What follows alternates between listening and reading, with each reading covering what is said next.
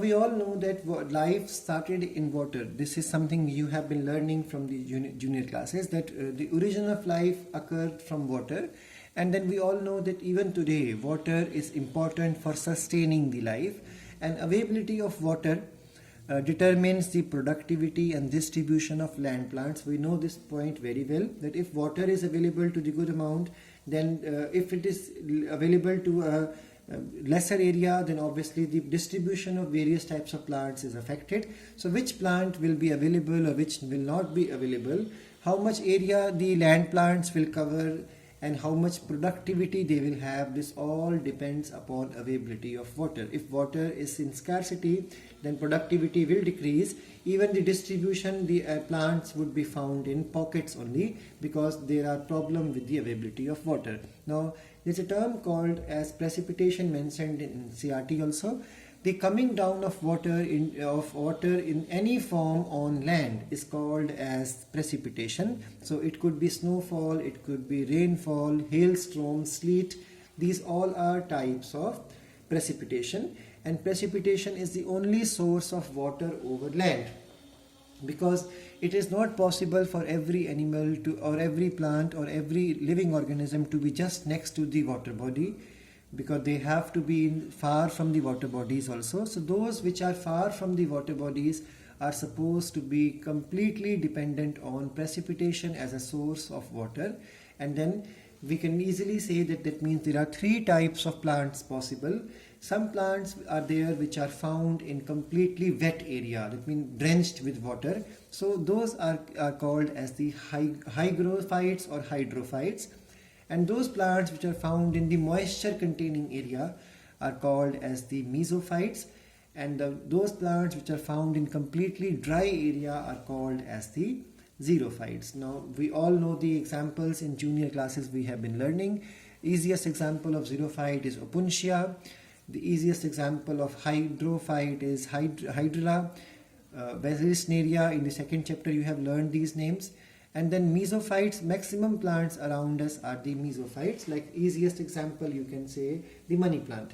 Now in aquatic habitat also, plants need to develop some adaptation, because we all know if the plant is submerged into water or is floating on the surface of water, in such situation the plant needs to be in direct contact with water for a long duration. That can cause the spoilage of the body of plant. So in that case the plant has to develop some features. Let's understand about that. So in aquatic habitat, which are called as the hydrophytic plants, the type of the plant or type of the organism which will come and live in the aquatic habitat completely depends upon how clear is the water, or how murkier is the water. Depends upon how clearly you can see the bottom of water.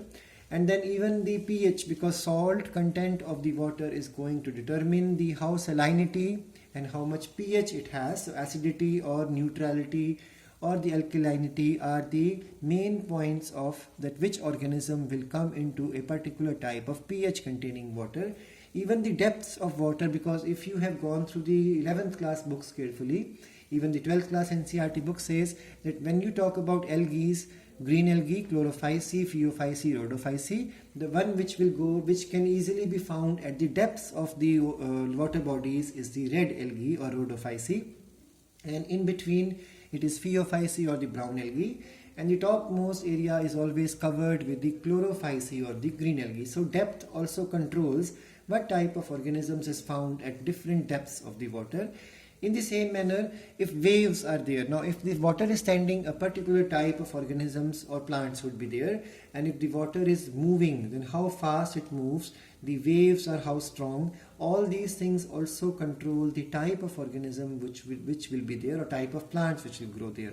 Because if the water is runny, the plant need to develop hold fast, which you have learned in 11th class, like acetabularium, the single cell largest algae. It is supposed to carry a hold fast, because it has to attach to the rock at the bottom, because water is in a running motion. So when water runs, the plant need to develop an anchorage. If the water is standing, plant need not to develop the anchorage. So motion, waves, depths, pH, salt content and clarity of water, these all factors control which type of plants would be found in the aquatic habitat. Now, the next problem, if the organism is in the water, the next problem it may face is the amount of salt content it has, because salt content or pH is not same in every water. If you talk about fresh water as per NCERT, fresh water carries 5 parts per thousand of the salt in it, and that is the minimum amount of salt when you compare, because this is the inland water. And when we talk about marine water, it carries 30 to 35 parts per thousand of the salts in it. You can call it in percentage as 0.5%, 3 to 3.5%, and hypersaline lagoons may carry more than 100 parts per thousand of the salt. Now, animals which are living in the fresh water, they face the problem of endosmosis. Animals which are living in the marine water, they face the problem of exosmosis. Reason is that fresh water carries less amount of salt, animal body carries more amount of salt. So it is possible water may try to move inside their body because it is hypo outside and hyper inside. And opposite happens in the marine water. If the animal is in the marine water, it carries more amount of salt outside compared to inside the animal's body. So animal may face the problem of exosmosis, because water tends to move out of body, because outer side it is hyper and inside the animal it is hypotonic.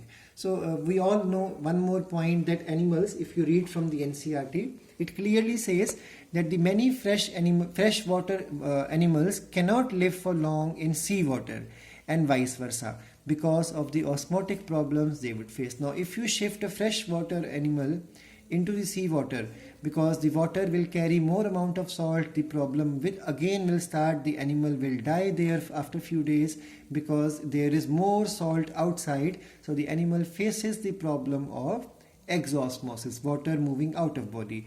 And if you shift an animal from the seawater into the fresh water, now the salt is less in the water comparatively. So the animal which lives is adapted to live in this condition. When you force it to move to the fresh water, it will die because of endosmosis taking place. So osmotic problem becomes a problem for these animals. Beyond 200 millimeter depth sea oceans, there is no producers are there. And then remember, in the same manner, we have euryhaline and stenohaline that live in a wide range of salinity like salmon fish, and narrow range of salinity like shark. And many freshwater animals cannot live for long in sea, and vice versa, because of the osmotic problem.